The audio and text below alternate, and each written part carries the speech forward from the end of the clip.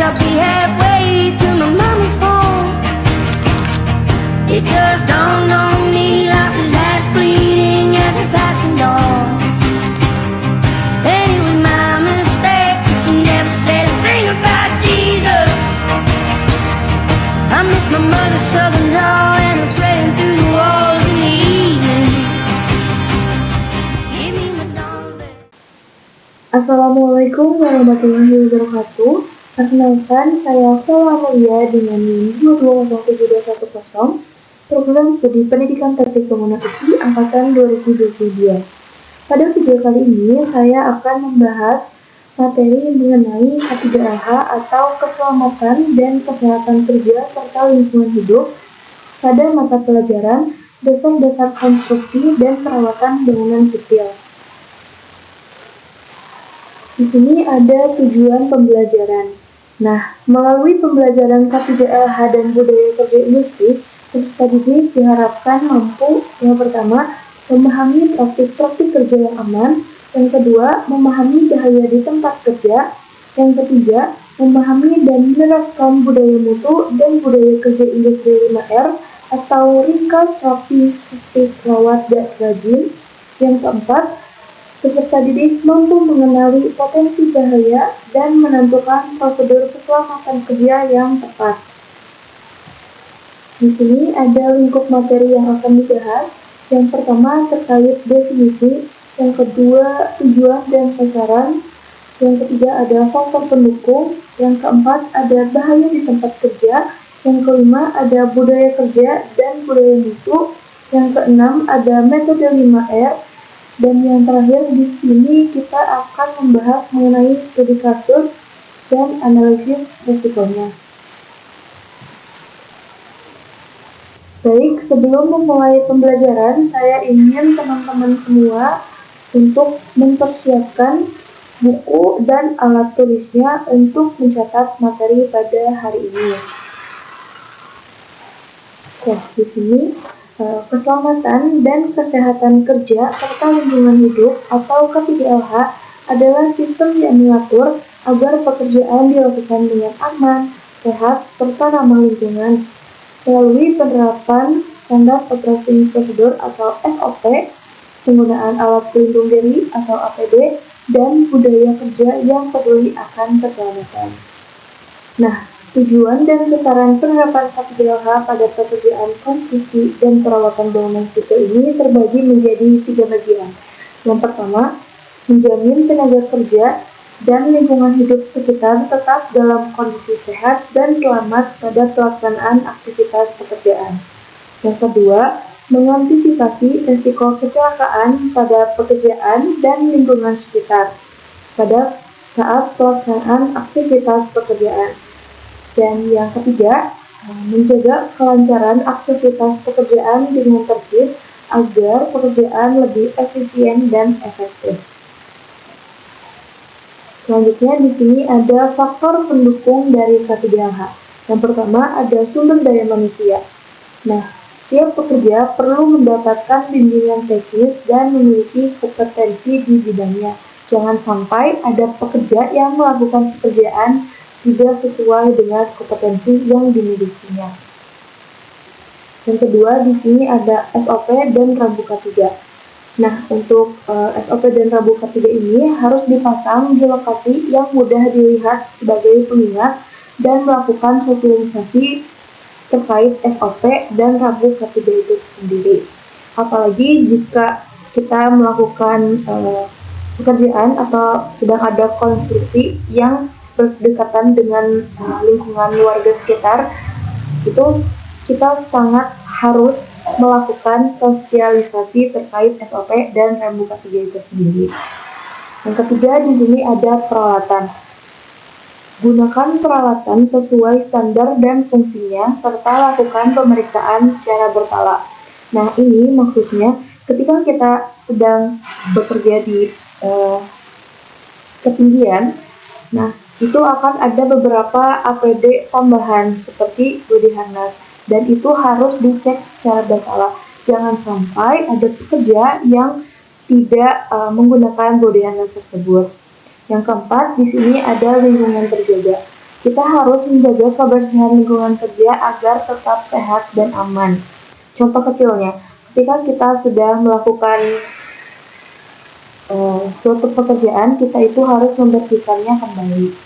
Dan yang kelima, di sini ada APD. Pakai APD yang sesuai dengan jenis pekerjaan untuk mengurangi resiko kecelakaan. Seperti yang sudah dijelaskan sebelumnya, seperti ada pemakaian body harness di pekerjaan ketinggian. Nah, di sini ada studi kasus. Pada proyek pembangunan jembatan, dilakukan aktivitas erection girder pada elevasi sekitar 9 meter di atas permukaan tanah. Sebutkan APD apa saja yang harus digunakan oleh pekerja dan jelaskan mengapa tiap APD tersebut penting. Oke, mungkin di sini saya akan membahas mengenai apa saja APD yang harus digunakan. Untuk pembahasan mengenai alasannya, saya ingin teman-teman semua menuliskannya di kolom chat. Oke. Di sini ada studi kasus terkait aktivitas erection girder pada elevasi sekitar 9 meter. Nah, 9 meter di sini itu cukup tinggi ya, teman-teman. Maka APD yang perlu digunakan, yang penting untuk digunakan, yang pertama itu ada body harness. Karena ini bekerja di ketinggian. Selanjutnya yang tidak kalah penting itu ada helm, lalu ada rompi, lalu ada sarung tangan, lalu ada masker, dan ada kacamata. Karena mungkin akan silau gitu ya kalau kita bekerja di ketinggian. Oke, mungkin untuk APD-nya itu saja, dan apakah saya ada yang kurang? Mungkin jika kurang, teman-teman bisa tambahkan juga ya di kolom chat. Dan jangan lupa sebutkan kenapa tiap APD itu penting. Selanjutnya di sini kita akan membahas mengenai bahaya di tempat kerja. Bahaya atau hazard adalah sumber, kondisi atau aktivitas yang berpotensi menyebabkan cedera, kecelakaan kerja, penyakit akibat kerja, atau kerusakan terhadap manusia, lingkungan, dan aset. Bahaya ini sifatnya sementara, jangka menengah, atau jangka panjang. Nah, di sini juga kita akan membahas mengenai rambu K3H. Fungsi pemasangan rambu yang pertama, memberikan informasi peringatan kepada pekerja atau pengemudi tentang perihal atau sesuatu yang perlu dilakukan sesuai rambu. Yang kedua, mengantisipasi bahaya dan risiko kerja serta dampak lingkungan. Yang ketiga, mengendalikan bahaya dan risiko kerja serta pencemaran lingkungan. Nah, agar tujuan K3LH tercapai, rambu dipasang pada lokasi yang telah disesuaikan dengan peringatan bahaya. Nah, di samping ini ada beberapa contoh rambu-rambu dari K3. Di sini tuh ada terlihat rambu-rambu untuk perintah, larangan, dan ada beberapa bahaya yang mungkin akan terjadi ya di situ. Selanjutnya di sini ada budaya kerja dan budaya mutu. Budaya mutu merupakan hasil dari wujud suatu kedisiplinan yang secara sistematis dibiasakan menjadi karakter pekerja di lingkungan kerja. Tujuan akhirnya adalah kualitas, baik kualitas pada pekerja maupun pada produknya. Yang kedua di sini ada budaya kerja. Budaya kerja merupakan faktor pendukung dari terwujudnya budaya mutu. Penerapan budaya kerja bertujuan membentuk perilaku dan sikap tenaga kerja guna meningkatkan kinerja menjadi lebih produktif dan efisien sesuai visi misi yang menjadi tujuan dalam menyongsong dan menghadapi tantangan permasalahan di masa depan. Nah, di sini ada metode 5R. Jika teman-teman menyimak, tadi di awal sudah disebutkan 5R itu merupakan ringkas, rapi, rajin, klasik, dan rawa. Nah, ringkas di sini maksudnya adalah memisahkan barang yang perlu dan yang tidak perlu. bertujuan untuk efisiensi. Yang kedua, ada rapi. Tempatkan sesuai dengan lokasinya agar mudah dicari. Jangan sampai teman-teman yang sudah melakukan pekerjaannya, alatnya itu disimpan sembarangan. Nah, melalui metode 5 ini, teman-teman harus menyimpan barang itu ke tempat asalnya. Yang ketiga, di sini ada rajin. Rajin di sini berarti disiplin, menjadikan 5R sebagai kebiasaan sehari-hari. Lalu ada resik. Kita itu harus membersihkan area kerja setiap hari. Jangan sampai setelah kita melakukan pekerjaan, kita meninggalkan area kerja dengan yang kondisi yang acak-acakan gitu, yang tidak rapi. Nah, selanjutnya di sini ada rawat. Kita harus menjaga dan memeriksa peralatan secara berkala. Jangan tunggu alat itu rusak baru kita periksa. Nah, kita tuh harus menjaga dan memeriksa setiap saat secara berkala.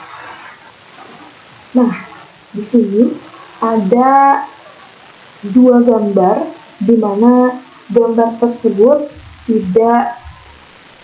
sangat tidak safety ya, sangat tidak selamat gitu, sangat tidak ada K3-nya.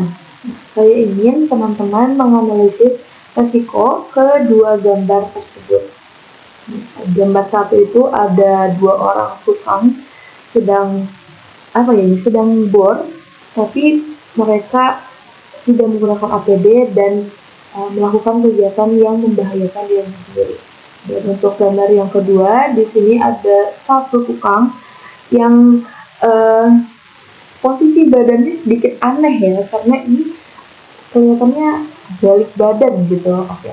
Nah, saya ingin teman-teman menganalisis resiko dari kedua gambar ini dengan cara scan barcode ini dan teman-teman langsung isi form, dan hasil form itu akan menjadi absensi pada pembelajaran hari ini. Oke. Mungkin cukup sekian yang dapat saya sampaikan. Lalu izinkan saya menyampaikan kesimpulan dari pembelajaran hari ini.